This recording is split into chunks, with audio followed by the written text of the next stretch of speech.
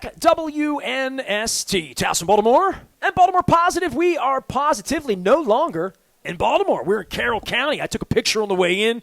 There's the first Welcome to Hampstead sign, then the second Welcome to Hampstead, then the You're in Hampstead sign. And then when you get to the end of it, you come to Greenmount Station. We're here, OTB. We got the bowling alley next year. The bar is wet. The crab cakes.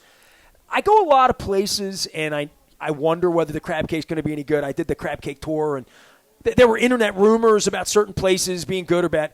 I know the crab cakes here are legitimate. I've had them many, many times. It was the crab cake that lured me here. We're going to have Chris from Greenmount Station a little later on. But to begin the Maryland Crab Cake Tour, presented by the Maryland Lottery, let yourself play. I'm going into the Wayback Machine. I'm about to celebrate my 30th year in Baltimore radio. That's on December the 13th. We're going to have some special stuff and some wise conversation. Some of our sponsors are coming together to do some cool stuff in 2022. But without people, we don't have 30 years of sports radio and 23 years of WNST. I really don't know when I met Tim Watts. I just know that Tim Watts is sort of feels like he's always been in my life. And Tim and I have pictures together out here in Carroll County. Some of the pictures we cannot show to a family audience. Nope. From a golf tournament we had back in 1996, 97, 98, led by Steve Hennessy. And I do appreciate all that Steve did to lift us. I'm assuming Hennessy found you somewhere or you sent a note. I don't know. Tim was... I'll let you tell everybody. You were an intern? What were you exactly? Yeah, I was an intern. It was one of those rare moments of showing initiative. I was in college at the time, and I sent an email to whatever your email address was at the time. It was probably nasty@pcbank.net. Yeah, I think that was it. Yeah, that pcbank.net was Scott Lindsay and Radicus. Yep. Radicus.net. Scott, so many people have fed me and kept me alive, like to be able to come up here in 2021, and you were one of those people. And so you... We're a sports fan. The Ravens existed when you came to me, yes? Yeah, so you were at, this is before WNST. This is during the WLG days. Wow. Back off the studio at the Sheridan. Man, I was just at the Towson, station. I would have brought you a Get Nasty shirt or like something like that. Yeah, I emailed you, asked if you needed an intern. You said, come on up to the station. Emailed? In 96 we had email? Yeah. Okay, it might have been the first email I ever sent in my life. You've got mail. Got on the old AOL dial-up and sent it through, so... at the time, you guys needed somebody to cover training camp for the Ravens in the summer of '97. And you're like, I know a little football. Yeah, I was like, all right, I'll do it. And you just threw me out there. And just this introverted 19-year-old, how old were you? I was 20. 20. Yeah, I'm 45 now. So you knew a lot about sports. I mean, you were a good fan, like all of that. Steve was kind of running it, so Steve sent you out there. I don't remember quizzing you if you knew, like, where Eric Turner went to college. The barrier to entry to this job here was not Whoa. My standards are way, way high. They might be now. Back then, a guy with a voice and a pulse, I think, was good enough. But you know what? If you listen to 105.7, you'll see how low my bar once was. Tim Watts is here. We're at Greenmount Station. It's the Maryland Crab Cake Tour. When's the last time we were in a room? Did you come to, like, one of my charity events when Jen was sick? Or were you, like, at the Billick Tomlin Harbaugh event? I was here when you had, in this building, when Barry Trotz was here. We're probably talking 3, 4, or 5 years ago. I completely forgot I brought Barry here. Yeah. I just said to Chris, I said, how many Hall of Famers did we bring here? I'm like, well, Steve Smith probably, Marshall Yonda, for sure. There's I think. right there. Barry Trotz is going to the Hall of Fame. Going to the Hall of Fame. He should. He's going to the Hall of Fame. Yep. I've had this conversation with a lot of hockey people the last 2 years. They're like, he doesn't need to do anymore. No. He's been a contribution to the sport. He will be in the Hockey Hall of Fame. And I'm like, that will make me cry. Like, when they put Trotz in the Hall of Fame, I will be taking my passport to Toronto that day. And he deserves that. He's such a good guy, man. He totally deserves. Sat up here. Yep. They practiced down in Northern Virginia, and he drove all the way up here, and he didn't care. You know why he didn't care? Because the whole Skipjacks contingent was back here at the bar. By the way, the Greenmount Station bar, you've lived in this community a long time, right? Yeah, I've lived in Hampstead since 2003, so 18 years. So you've seen the evolution of Greenmount Station as well as the evolution of just like Main Street, the bypass road. Oh, yeah. Like a lot has gone on here. I've lived downtown since 2003. My wife and I, by the way, call Moeller and Gary Realty if you're interested in buying a beautiful Harborview condo that is previously used and loved with a great view. But you moved up here at the same time I moved downtown. Yeah. Tell me about this community and stuff. You've raised a family here, man. Yeah. I don't think of you as a family dude No, at yeah, all. no. You're always intern Tim. How old are you now? 45. No way. Yep, No 45. way. I've known you 25 years. Yep. How long you been married? 18 years. Wow. Yep. I've got 3 daughters. The oldest one is. When'd you get married? 03? 03. What year? It was- does your wife know when the date is, if you don't mess this up? Oh, yeah, absolutely. Okay, you got your It was anniversary? the day that the Ravens drafted Terrell Suggs and Kyle Bowler. So that would Draft day. That's why I wasn't at your wedding. Yep. I Draft day. was at Padonia Ale House that day, Mm-hmm. and that was a wild day, man. You It know, was. I remember we're sitting outside taking pictures, and one of my friends comes screaming in off the road, the Ravens just picked Terrell Suggs. And then they got Kyle Bowler. I'm like, and I got all kinds of things in my head. I couldn't even process it at the time, but that's we're going to win the Super Yeah. Bowl. Just going to take 10 years and be with a different quarterback. yeah, exactly. It's fun. You know, Yeah, it's yeah, all good. yeah. So Tim Watts was my one-time intern. Tim Watts has covered the Ravens for me in the lock. Do you want to tell any war stories? Like, your kids, how old are they now? my oldest one is 15. She's almost 16. 13 and 11. I can't believe 3 girls. as a parent. It just freaks me out when people, you know, like I was always the young guy. Yeah. So we had our Baltimore Sun and News American reunion at the Guinness Open Gate last weekend. And I was the 15-year-old intern. Yeah. Like 15. I was 17. My parents had to sign a permission slip for me to join the union. So all the people that are still alive, and there's many of them, showed up. And I'm there, and I'm now like 53. So, and there's a lot of young people way younger than me, young folks like you, Right. who worked at the Sun after I left, which, I mean, I left in 1992. So there's all these younger people, and I'm thinking to myself, I kind of relished being really young. I love the power of my energy and my youth, and I still feel like I have some vitality about me. But, like, when you're young, you're always young. When you meet somebody when they're 20, you're forever 20 to me, you know? And that's kind of neat to some degree to watch you walk around with kids and bring them out here. Yeah. Oh, no doubt. What do you tell them about your time covering the Ravens? Because that's a pretty sexy assignment, you know. Yeah. Uncle Nestor gave you a press pass. And Yeah. No, it's you know, they think it's cool that I got to talk to professional athletes and kind of, you know, I tell them stories about going to games. They know you talked to Ray Lewis, right? Oh, sure. Yeah. I think it's the road trips that we went on, too. Is a lot I got of the pictures from stories. San Diego, dude. San Diego, Green Bay, Atlanta, I find Pittsburgh. the pictures of you and me in San Diego. Yeah. Those pictures pop off. Yeah, yeah. I talked to them a lot about So you went on what traveling trips here now? and You went San Diego? twice.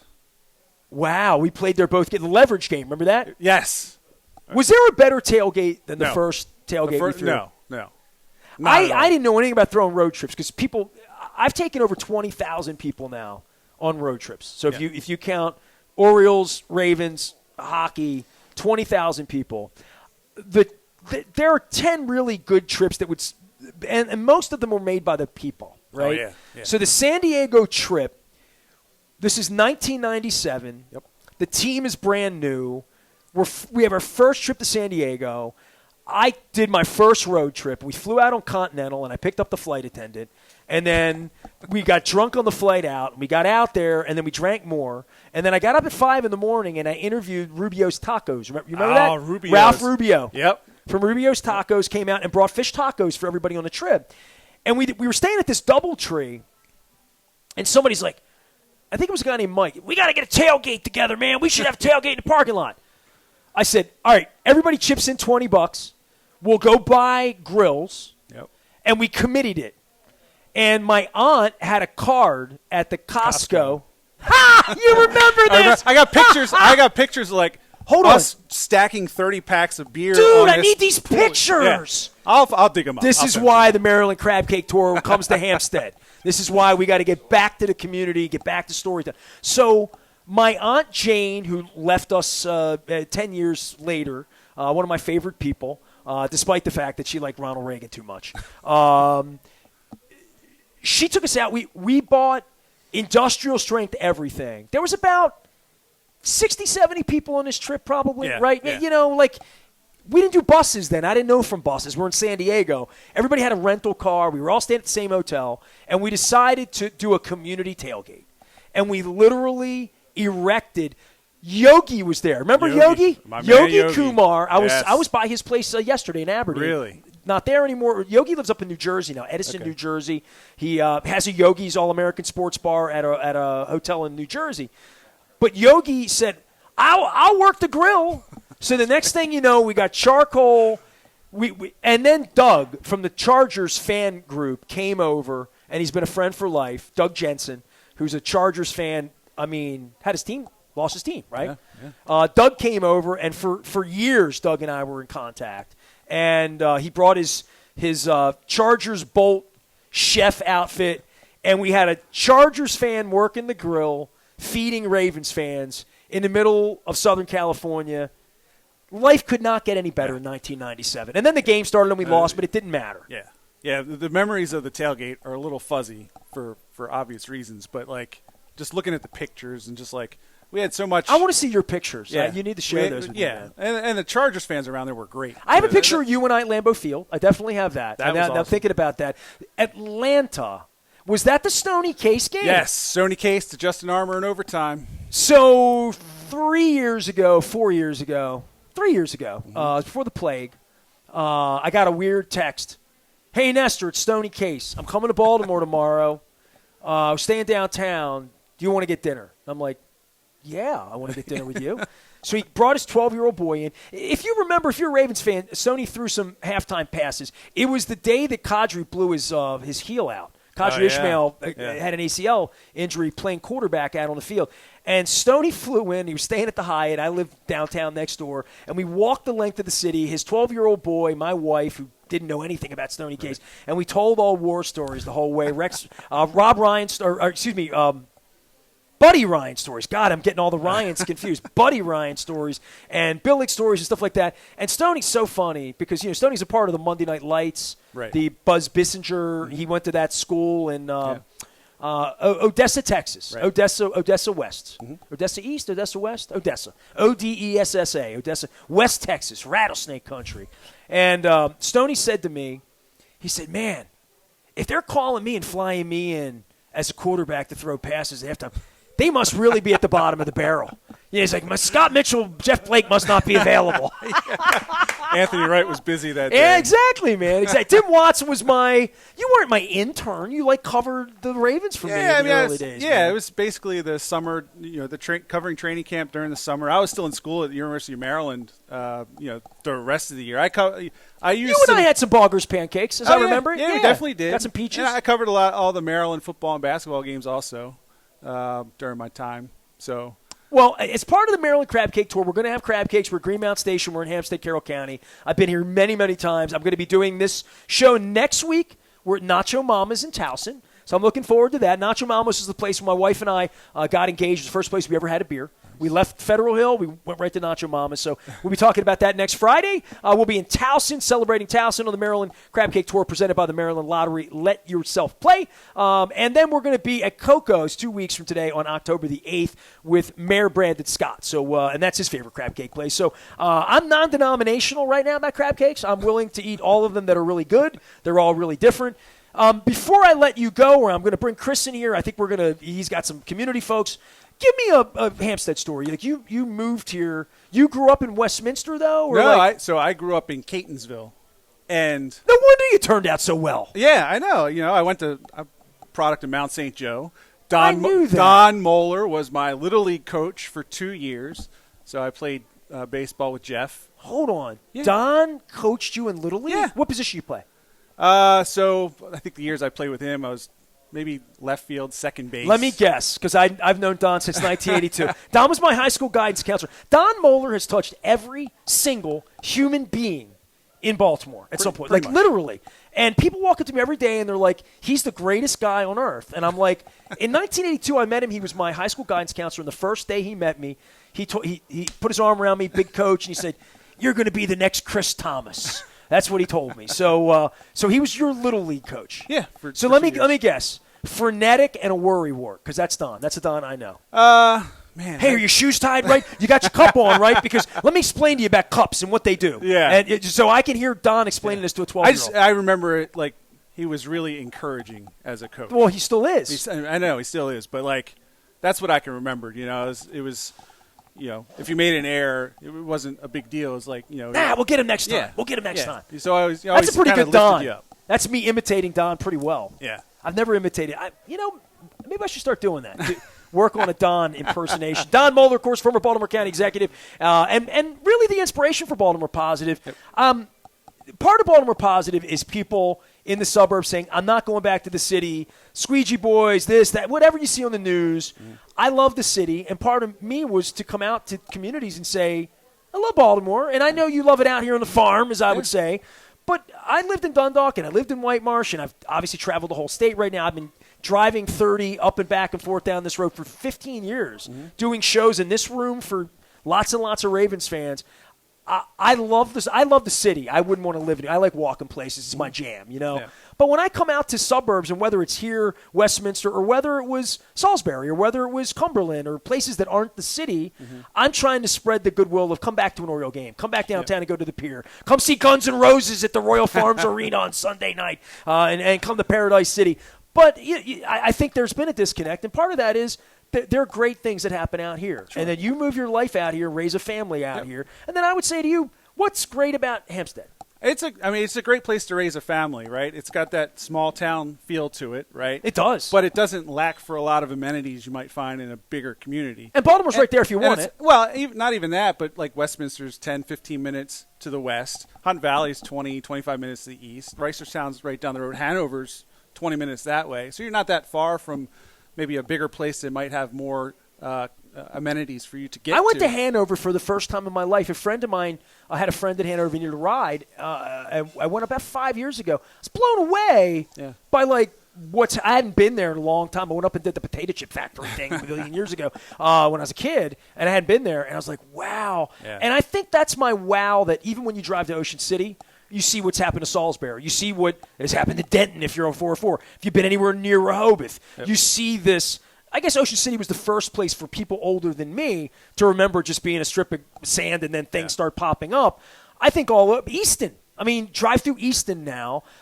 Suburban places have become attractive, and people come out here and make a life here. Yeah. And I'm certainly not against it, and I'm not happy or unhappy I did or didn't do it that way. I was in White Marsh. My kid went to school in the suburbs. I lived 20 years of my life in the suburbs. I've been 20 now back downtown, and I dig it, but it is a different thing. Yeah. And I think more people from the city need to come out to the county, and more people from the county need to come into the city. Yeah, I think you're right. It's a much slower pace out here, but like the community is really tight knit. I mean, there's events around here. Like one thing we're always looking forward to every year is the carnival at the firehouse, which they're getting ready to kind of redo the whole firehouse right here on Main Street, and they moved the carnival over to the parking lot at the old North Carroll High School. But that was, weren't able to have it so last much year. Is that, every time I drive up here, something's changed. It's a big community event, and the community comes together, and everybody has a great time. But like I said, it's very tight knit, and it seems like everybody knows each other here. The schools are good. There's low crime. It's just a great place. Well, to there used to be like one school. They got like rival high schools here now, right? You got enough people to have a little bit of that going on, right? Well, from a sports perspective, they right? did, right? So they closed North Carroll down about 5 years ago. So now everybody's up at Manchester Valley. Like my daughter's a junior there. She plays softball and the softball team up there. See, that's what I would have covered back in 88, 89. Yeah. Baltimore Sun. I was on the softball beat. Big Manchester Valley, Westminster softball. Bringing the heat? Yeah. She's an infielder. Middle infield, corner outfield. All right. I like it. Yep. So, but yeah, like I said, it's a great place to live. And you get a good crab cake. And this is the best crab cake in Carroll County, if not the state. And he's not just right saying here. that, by the way. I'm going to bring Chris in the next segment because Chris and I met literally in Baltimore, in the city, on the club level, doing a charity turn for Big Brothers and Big Sisters. I think it was 06, 05, 06, somewhere in there. And I met him, and he had crab cakes. And I tasted his crab cake, and then I went back and had another crab cake. And then I brought him some of my special nacho Venezuelan Dundalk, Mojo pork nachos, which is what I served that night. And we became friends. And here we are all these years later. Having fun. Awesome. Ponies in the back room here. That's right. We got ponies, we got beer, and we got crab cakes. It is the Maryland Crab Cake Tour. We are at Greenmount Station. We're in Hampstead. Tim Watts, my one-time intern, reporter, friend, not native. I forgot that you're Catonsville. I associate you with Westminster because every time you were on the show, let's go live out to Westminster. Tim Watts is in Westminster. He's in Westminster, but he had nothing to do with Westminster. Nope, not until I moved out this way 19 years ago. Man, when Moeller finds out you left Catonsville for Hampstead, he's going to be – Moeller gets upset when people leave Catonsville. You know that. It's tough to leave there. It's a great. I coach you in Little League. How could you leave the 21228? Life is great. It is great there. It is great there. You still go back, right? All the time. My parents, are there.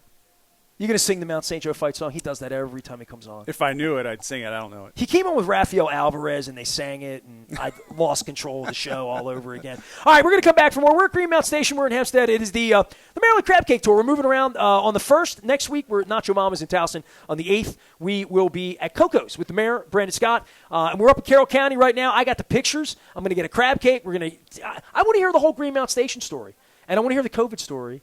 And, we'll do more. Chris is going to join us next. We are in Hampstead. I'm Nestor. We are WNST, AM 1570. Towson, Baltimore, and we never stop talking good stuff in Baltimore Positive.